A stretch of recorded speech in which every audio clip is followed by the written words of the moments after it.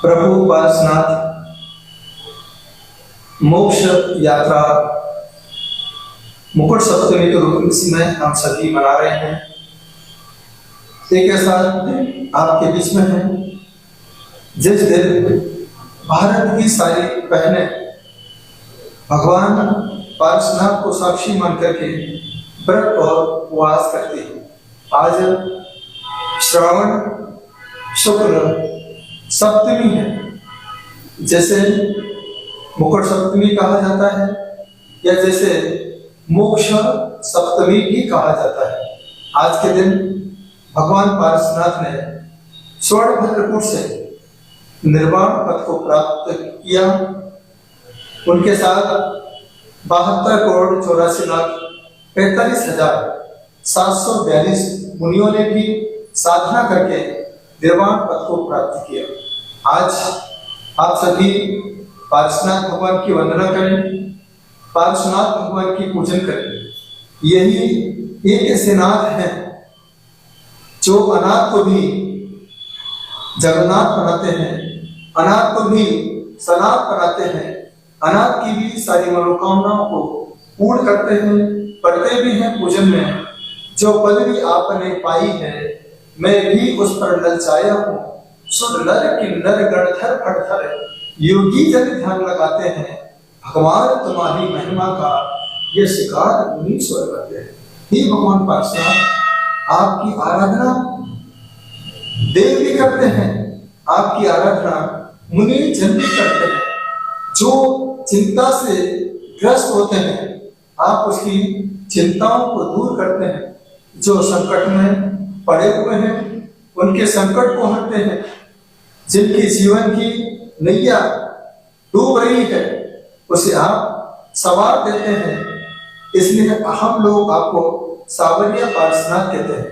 आज आपको सुबह प्रातः काल में भगवान पार्श्वनाथ के चरणों में जाकर के अभिषेक करना चाहिए, पूजन करना चाहिए, भगवान पार्श्वनाथ का स्तोत्र पढ़ना चाहिए। नरेंद्रम फणेंद्रम सुरेंद्रम कपीसम सतेंद्रम सुपूजे भजे नाये शीशम। इस प्रकार का स्तोत्र पढ़ने के बाद भगवान पार्श्वनाथ का चालीसा पढ़ें। इसके बाद भगवान पार्श्वनाथ की आज आपको एक छोटी सी जाप करना है जो आपकी हर इच्छाओं की पूर्ति कर सकती है।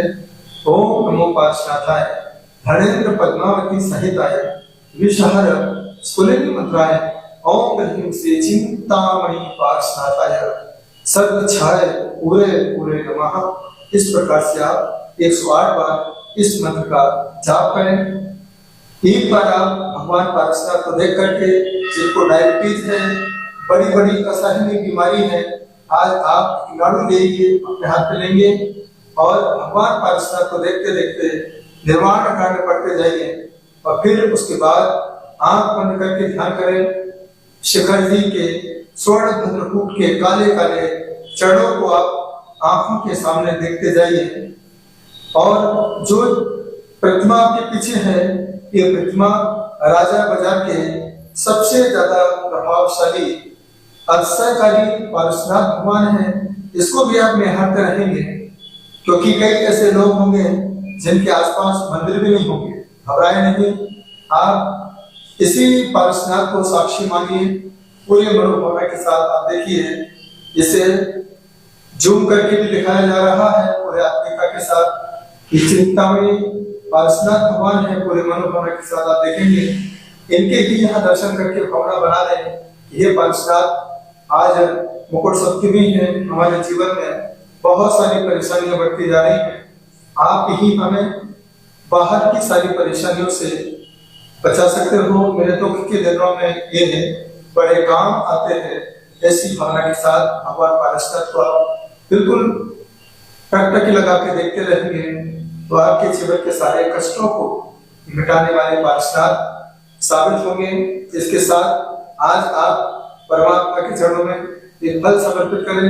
जितने साल के आप हो गए हैं उतनी परिक्रमा भगवान पार्श्वनाथ के मंदिर की लगाएं और अपने जीवन में यही भावना पाए, तुमसे लाखी लगन ले लो अपनी शरण, पारस प्यारा मैं तो जी संकट हमारा। हे पार्श्वनाथ, आपने तड़पते हुए नाग नागिन को नमोकार क्या सुनाया, वह तो धनेन्द्र और पद्मावती हो गए।